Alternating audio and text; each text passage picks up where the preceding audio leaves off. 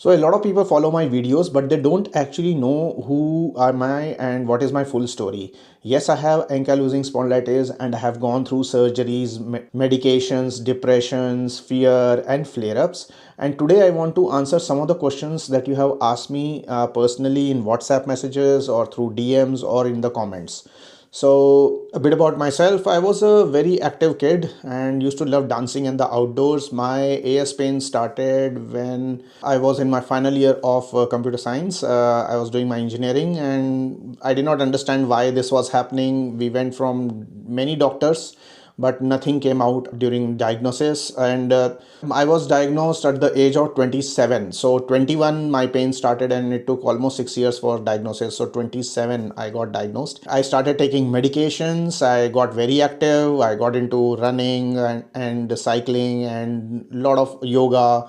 Okay, but at the age of 36, around that time, I got paralyzed. So the paralysis happened due to stenosis in my neck. There were many surgeries which happened after that. There were two surgeries and a lot of physiotherapy, and I was in and out of hospital for almost 1 year. And during that time, and a metal implant was put in my neck. So one surgery was from the front of my neck. You can't see that now. It was very done very nicely, and another surgery was from the back of the neck.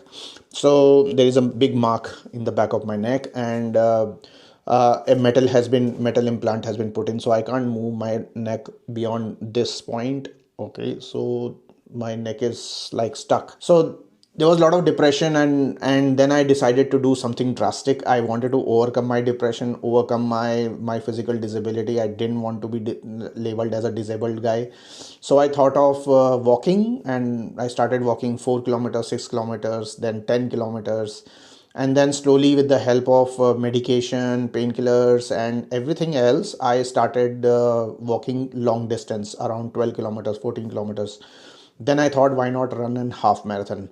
So I started preparing for it, and I within 2 years of my surgery, I ran my first half marathon. And that was when my entire mentality changed. I understood that we can do the impossible things also, even if I have ankylosing spondylitis. So after that, I ran many half marathons. This was back in Delhi. Okay, and then I came to Australia, and here I discovered Egoscue, because Brian Bradley is part of Tony Robbins' team also, and he's the CEO of Egoscue. I discovered that Egoscue is meant for reducing pain and improving posture, and it helped me immensely. And studied Egoscue and became certified in Egoscue.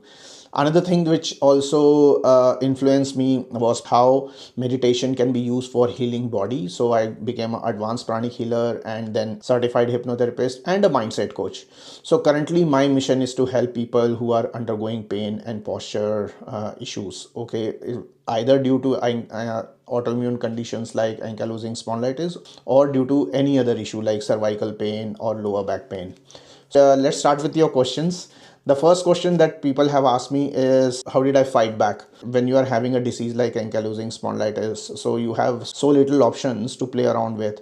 I decided to work on my strengths. Okay, what are the strengths that I have? So my strength was, I could walk, I could do simple stretches, I could do swimming, I could do cycling, and I could with some effort also run. So when I could see that I can do all of these activities, I started focusing on enhancing my strengths, so enhancing them more and more. And that's how I started, working on my body. Do you still take medication for ankylosing spondylitis? Yes, I have taken medication all along. I started with sulfasalazine. It helped me a bit, but not so much. And I was on painkillers along with sulfasalazine long back. Okay, it's all popularly called as Sazo. After my paralysis, I had to be on biologics. So I started on biologics. I have worked with different kinds of biologics of different potencies: Symphony, Enbrel, Humira, and Infliximab, or like they say popularly Remicade or Remizma pens. So I worked with different biologics with different dosages and different ways of administering it. Some of them are administered through IV, some of them are administered through pens, EpiPens. Another question that I get asked is medication helping you? Definitely, medication helps to bring down your inflammation or decelerate your inflammation. So it's very important to take medication.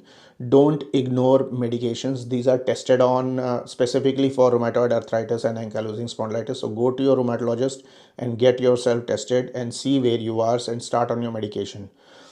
Another question that people ask me is, does medication cure you?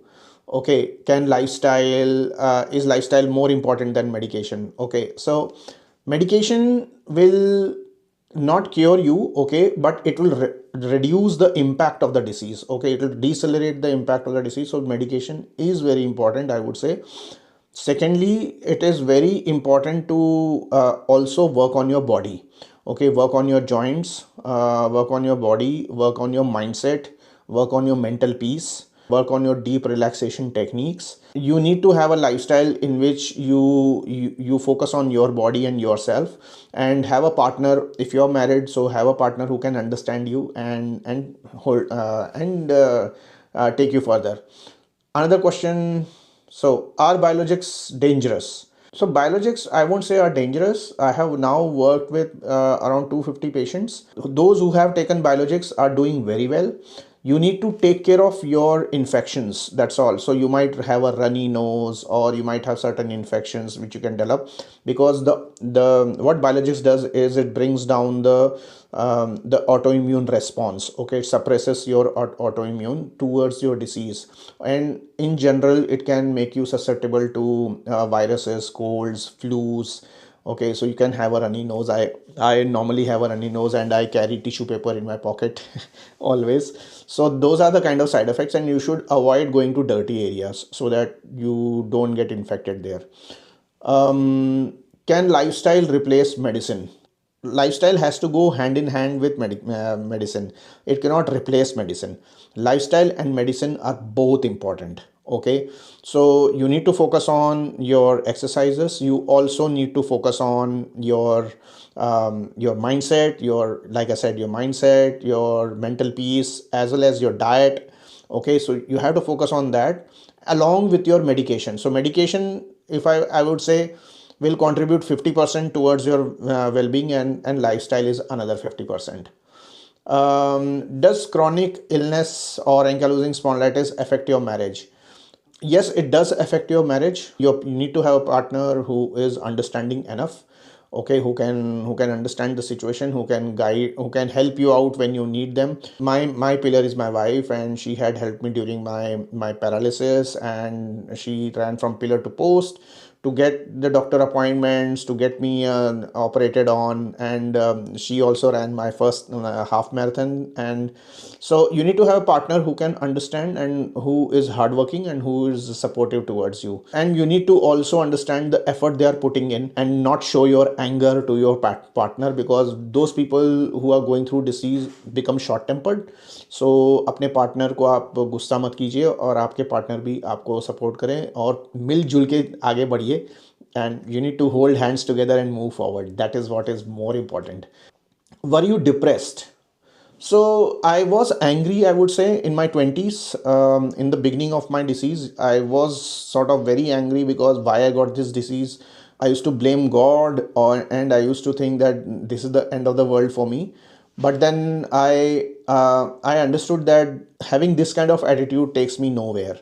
The attitude that you must have is progressive attitude. Focus on your future, focus on what you are capable of, focus on having an optimistic attitude towards your life. That's what will take you forward. Thinking about answers like, why did you get diagnosed with a genetic disease, why do you have HLA-B27 positive, and why me? Okay, so these kind of questions should not, will take you nowhere. There are no answers for this. The answer is, how do you move forward with this? How do you make your life a bright, beautiful life along with ankylosing spondylitis? How do you empower, and not only yourself, you empower others also. There was another question that can nervous system amplify pain? Does fear increase pain? So yes, Nervous system does amplify pain. I have addressed this in one of my videos. This is called central sensitization. So you have to be careful about being fearful, because fear amplifies your pain. It strengthens those nervous signals in your body which are triggered when you are having pain. So next time when you have pain, you immediately recognized it, and your body is always on an alert. So don't have fearful thoughts. Work on your body when you have flares. I have made a video for that also. Work on your body and slowly and steadily try to get your mobility back.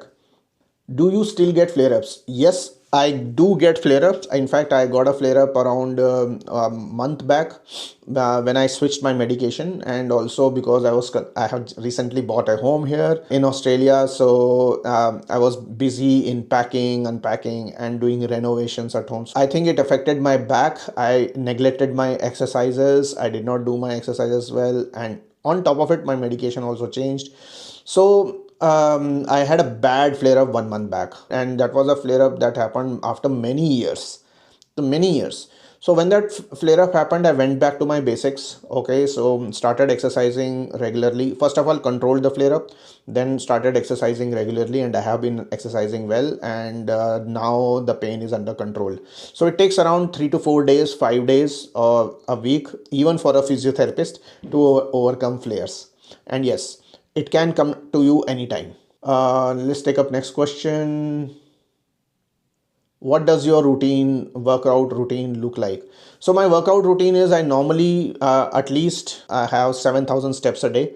So that's my minimal I keep every day. So I go for a simple walk or a run in the morning, or if I'm not able to do it in the morning, then I'll go in the evening, and rest of the steps I do that at home. Okay, so I walk in home, or if I'm in office, then I walk a lot in office.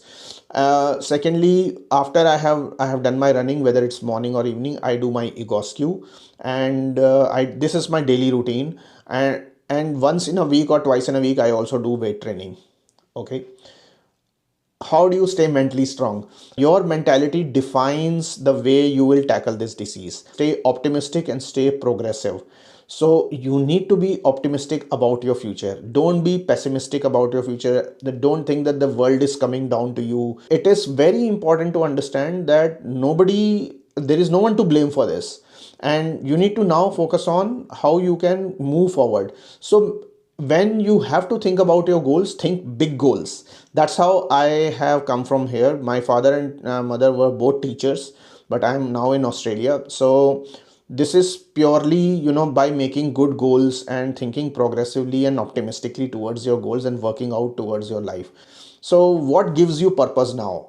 My purpose is very simple. I want to help out people who are going through pain, whether due to an autoimmune condition like ankylosing spondylitis or rheumatoid arthritis or multiple sclerosis or fibromyalgia, or otherwise. People have pain due to multiple reasons. They are going through a lot of stress, they will have pain. If they are going through bad posture, they will have pain. If they have not been able to manage a particular accident or particular trauma, they will go through pain. So I try to help them out in that also. That's my purpose, because pain can literally make you a person who is not hopeful about the future, who is depressed. Okay, and it can affect the entire family. So that's why I try to help out people. So if you are struggling right now, I want you to know this. Your body is not the enemy. Healing is never linear. It has its ups and downs. Life has its ups and downs, but life is still possible. Meaning is still possible, and joy is still possible. So I hope this motivates you and resonates with you. And till my next video, keep rebuilding a pain-free life.